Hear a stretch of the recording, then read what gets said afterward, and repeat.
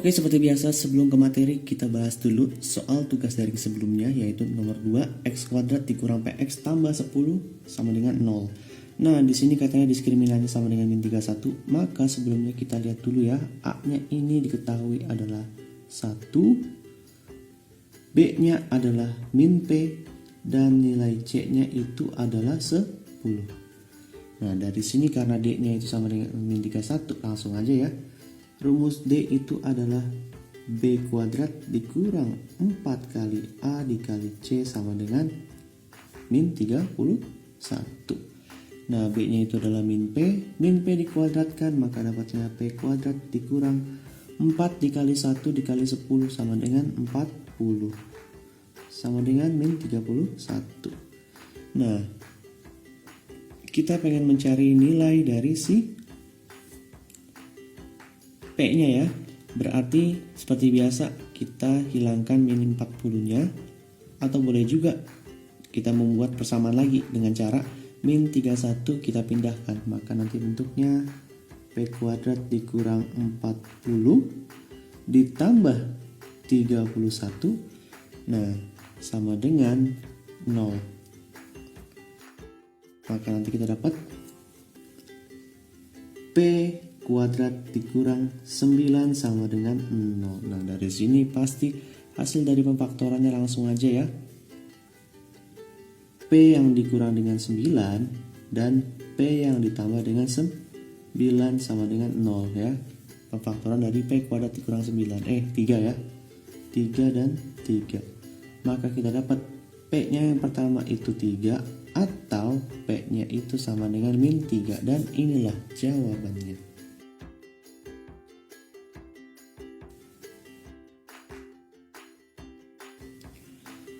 Nomor selanjutnya itu diketahui persamaan kuadrat x kuadrat dikurang 8x tambah 3m tambah 4 katanya sama dengan 0. Dan di sini soalnya katanya akar-akarnya bilangan real. Akar-akarnya itu bilangan real yang beda. Nah, kalau akar-akarnya bilangan yang real yang berbeda, maka sudah pasti nilai D-nya itu lebih dari 0 ya. Karena akar-akar bilangan real yang berbeda dari soalnya ya. Nah, maka langsung aja D lebih dari 0 kita tulis. D-nya itu pasti lebih dari 0, dan rumus D itu adalah B kuadrat dikurang 4 kali A dikali C lebih dari 0. Nah, pertama di sini A-nya diketahui, kita tulis dulu ya. A-nya ini diketahui adalah min 8. B-nya itu adalah A-nya itu adalah 1 ya. B-nya itu adalah min 8. Dan C-nya itu adalah, nah C-nya itu adalah bilangan konstanta atau yang tidak memiliki variabel, 3m tambah 4. Maka nanti di sini pertama kita buat dulu B kuadrat, berarti min 8 kuadrat, langsung aja nih. Min 8 dikuadratkan ya, dikurang 4 dikali A-nya itu adalah 1, dan C-nya itu adalah 3m tambah 4 dalam kurung 3m tambah 4 lebih dari 0. Nah, 8 kuadrat itu hasilnya adalah 64 dikurang, nah di sini seperti biasa nih, min 4 kali 1 dapat min 4 ya. Berarti nanti min 4 dikali 3m adalah min 12m. Min 4 dikali 1 adalah min 4. Min 4 dikali 4 adalah min 16 lebih dari 0. Nah, kemudian di sini yang ditanya adalah pengen mencari nilai m-nya. Tapi sebelumnya di sini ada 64 dan min 16, bisa kita jumlahkan. Nanti hasilnya adalah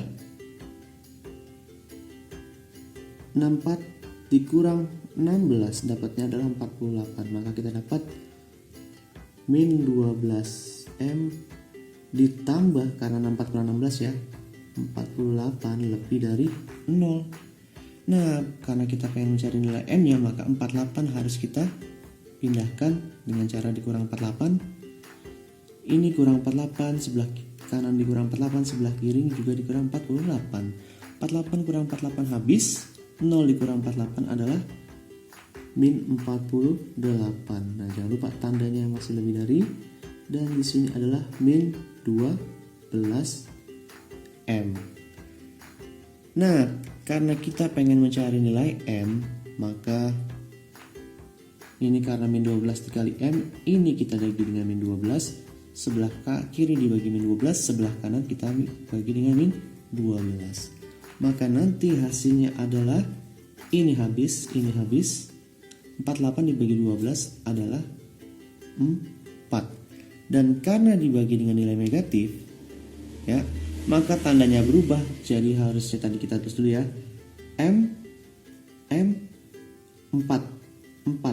Awalnya lebih dari, tapi karena kita bagi dengan nilai negatif, maka tandanya berubah menjadi kurang dari, dan inilah jawabannya.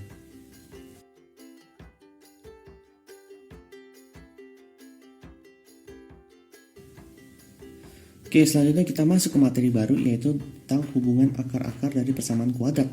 Nah, sebelumnya kita udah belajar kalau misalkan persamaan kuadrat itu akar-akarnya bisa kita cari dengan cara salah satunya rumus ABC, yaitu rumusnya min B plus minus B kuadrat dikurang 4AC per 2A, di mana B kuadrat dikurang 4AC itu adalah nilai diskriminannya. Nah, nanti dari rumus ini seandainya kita jabarkan, gampangnya gini aja ya, langsung seandainya hasil dari akar-akar persamaannya kita jumlahkan, nanti hasilnya itu langsung aja tanpa cari min B per A. Nah, kemudian yang kedua, seandainya kita kali akar-akar persamaannya, nanti hasil dapatnya C per A. Dan seandainya kita kurang X1 dikurang X2, nah nanti ini hasilnya adalah nilai akar D per A. Jangan lupa menggunakan tanda mutlak. Dan ini ya yang paling penting perlu kalian ingat. Nah, jadi kalau dijumlahkan min B per A dikali hasilnya C per A. Ini dua paling penting ya. Biar nggak bingung, coba kita buktikan. Nah, seandainya di sini kita buat ada suatu persamaan kuadrat, yaitu X kuadrat dikurang 9 katanya sama dengan 0. Nah, dari sini kan kita tahu nih, nilai A-nya sama dengan 1, kemudian B-nya sama dengan, nah, B-nya berapa coba? Nilai B itu kan seharusnya yang di sini ya, yang ada variabel X-nya, tapi di sini nggak ada, maka kita anggap B-nya sama dengan 0. Dan C-nya itu ini sama dengan, nah, C-nya konstanta, nggak ada variabel X-nya, itu min 9. Seandainya tadi dari rumusnya itu dijumlahkan hasilnya min B per A, ya udah coba kita coba nih ya. X1 ditambah X2 hasilnya katanya min B per A. Nah, min B itu berapa tadi? B-nya 0, A-nya 1, berarti 0 dibagi 1, min 0 bagi 1. 0 yang dibagi dengan semua bilangan pasti hasilnya adalah 0 ya. Nah, berarti pasti hasilnya total 0. Jadi X1 tambah X2 menggunakan rumus kita dapat 0. Tapi kalau misalnya kita cari secara manual, cara manualnya adalah kita mencari akar-akar persamaannya itu. Berarti kan kalau seandainya kita buat ini X kuadrat dikurang 9 sama aja dengan X min 3 dikali dengan X plus 3. Nah, pemfaktorannya ya, maka akar-akarnya itu sama dengan yang pertama 3 atau yang kedua adalah min 3. Ini bisa kita anggap X1, di sini X2. Nah, kalau seandainya kita jumlahkan nih X1 tambah X2, 3 ditambah min 3, ya pasti hasilnya 0. Jadi tanpa harus kita cari akar-akar persamaannya terlebih dahulu, langsung menggunakan rumus min B per A, maka kita bisa langsung dapat hasilnya, yaitu 0 gitu. Dan bentuk ini istilahnya namanya saling berlawanan. Kenapa saling berlawanan? Nah, bisa dilihat ya, bilangannya sama 3, tapi di sini yang satu positif, yang satu negatif. Maka salah satu ciri dari saling berlawanan itu seandainya nilai X1 sama dengan min X2, atau boleh kebalikannya, nilai X2 itu sama dengan min X1. Seandainya di sini 2, di sini min 2. Seandainya di sini 1, di sini min 1. Dan itulah bentuk dari saling berlawanan akar-akarnya.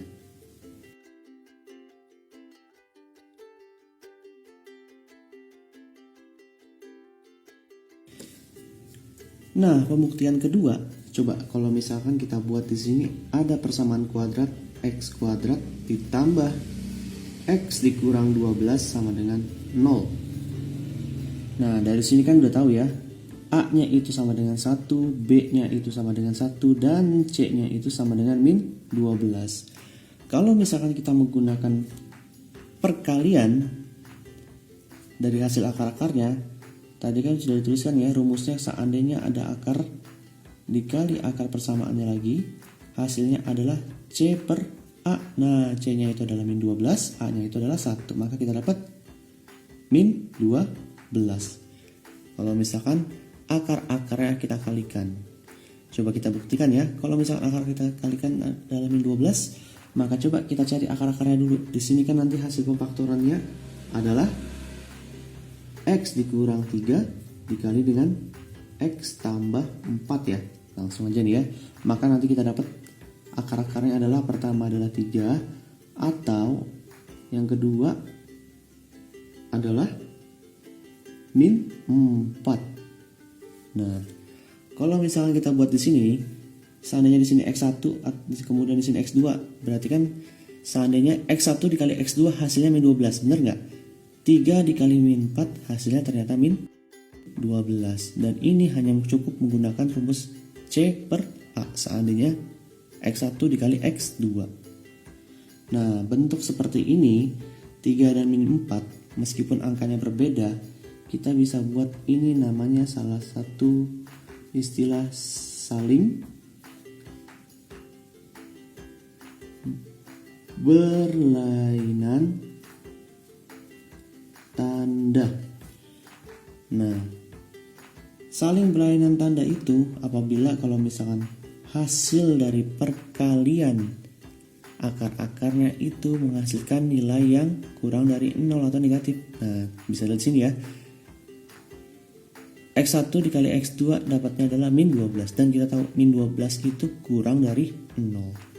Maka akar-akarnya itu adalah saling berlainan tanda.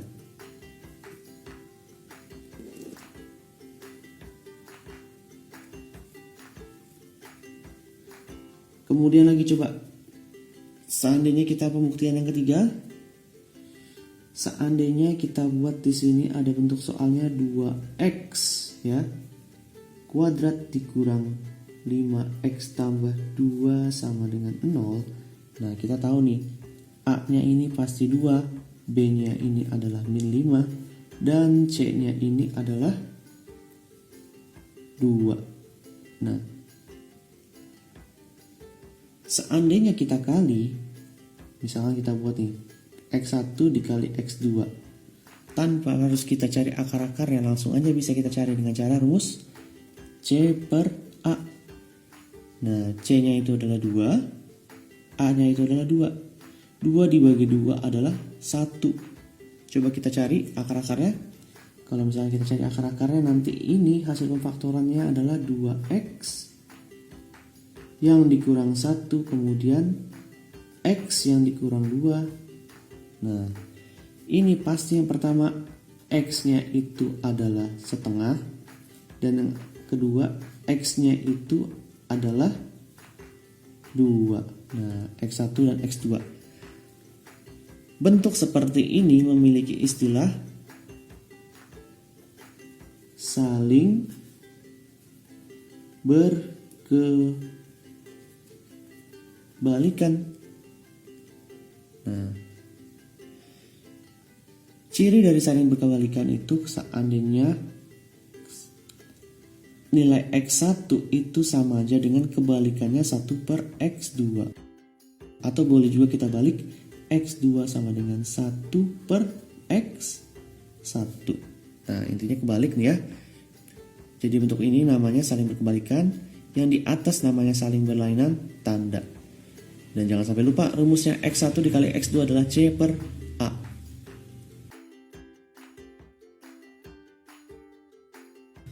Nah, selain dari istilah akar-akar yang saling berlawanan, saling yang berlainan tanda, atau saling yang berkebalikan. Ada juga namanya istilah dalam persamaan kuadrat itu, yaitu kuadrat jumlah akar. Apa maksudnya kuadrat jumlah akar? Maksud dari kuadrat jumlah akar itu adalah bilangan kuadrat, bilangan yang dikuadratkan dari hasil penjumlahannya. Contohnya saja di sini kayak misalkan ada bentuk 1 ya ditambah 2 kemudian kita kuadratkan. Jadi bukan kebalikannya ya. Atau bisa juga kalau seandainya kita bikin kuadrat dari jumlah, kuadrat dari hasil jumlahnya dulu. Jadi kita jumlahkan baru dikuadratkan. Tapi kalau misalnya dalam bentuk akar ya, ini nanti sama aja dengan X1 ditambah X2 baru kita kuadratkan. Nah ini nanti hasilnya adalah seandainya kita gunakan perkalian pelangi X1 tambah X2 dikali X1 tambah X2.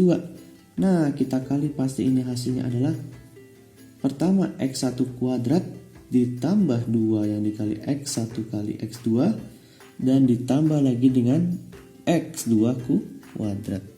Dan inilah bentuk dari kuadrat jumlah akar. Nah, kita bikin lagi di sini ya. X1 tambah X2 kuadrat. Kemudian juga ada namanya istilah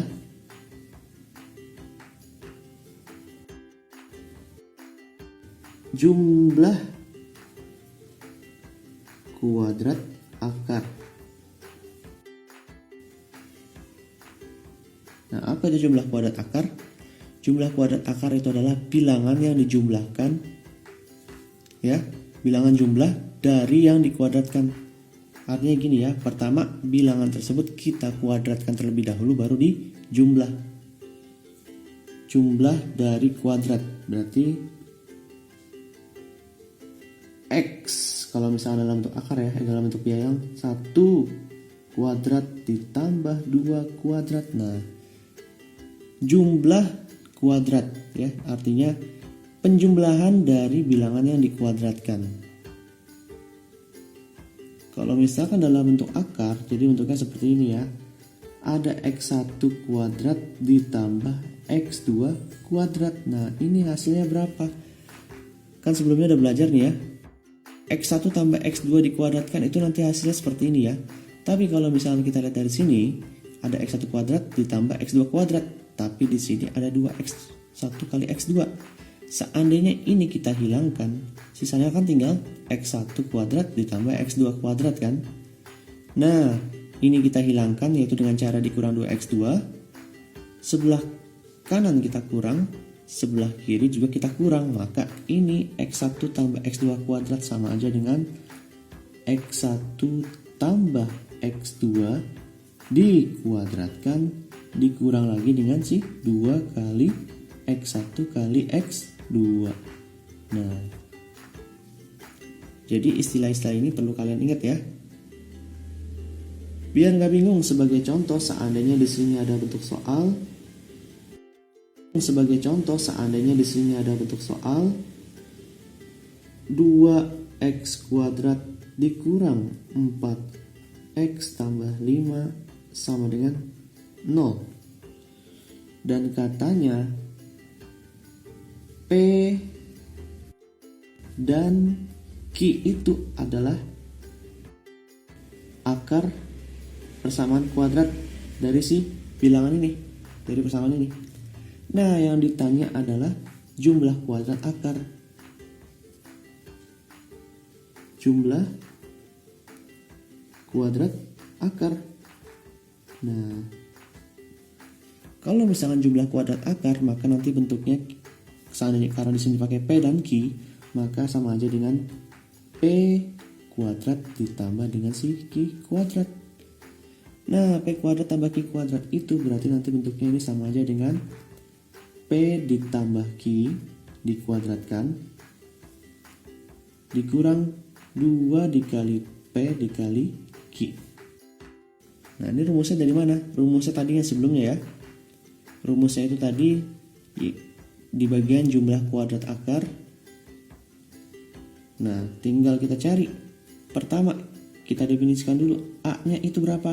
A-nya itu di sini adalah 2. B-nya itu adalah min 4. Dan C-nya itu adalah 5. Nah, langsung aja ya. Berarti ini sama aja dengan pertama, P tambah Q. Rumusnya apa? Bilangan akar yang dijumlahkan rumusnya adalah min B per A. Jangan lupa dikuadratkan dikurang 2. Nah, P kali Q. Rumus dari akar yang kita kalikan itu adalah C per A. Nah, lanjut. Min B per A berarti min 4. Tulis ya. Min 4 per A-nya adalah 2. Tulis 2. Lalu kita kuadratkan. Dikurang. Nah, dikurang berapa? 2 dikali C per A. C-nya adalah 5. A-nya itu adalah per 2. Nah, dari sini kita operasikan. Pertama min ketemu min jadi positif. 4 dibagi 2 habis. Jadi tinggal 2. 2 sama 2 ini habis ya. Sisanya tinggal 5. Maka ini sama dengan 2 pangkat 2. Di sini aja ya.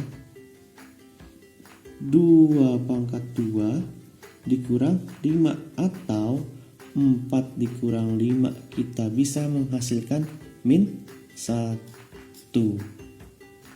Nah, jadi seperti itu ya. Jadi perlu diingat. Nah, jadi seperti itu ya. Jadi perlu diingat kalau misalkan dijumlahkan akar-akar persamaan kuadrat maka rumusnya min B per A. Seandainya dikali rumusnya itu adalah C per A. Seandainya ditanya jumlah kuadrat akar maka kuadrat akarnya ditambah kuadrat akarnya ya.